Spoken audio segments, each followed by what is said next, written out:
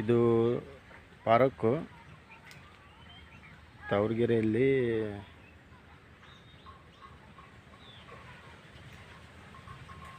Park ಇದು.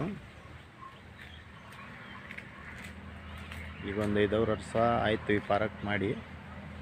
ಈ ಪಾರ್ಕ್ನಲ್ಲಿ ನೋಡಿ ಹೇಗಿದೆ. 4 ಗಂಟೆಗೆ ತೆಗಿತಾರೆ, ಓಪನ್ ಮಾಡ್ತಾರೆ. ಒಳ್ಳೆ 6 ಗಂಟೆಗೆ ಕ್ಲೋಸ್ ಮಾಡ್ತಾರೆ. ಈ ಪಾರ್ಕ್ನಲ್ಲಿ 2 ತಾಸು ಜನ ಬರ್ತಾರೆ, ಹೋಗ್ತಾರೆ.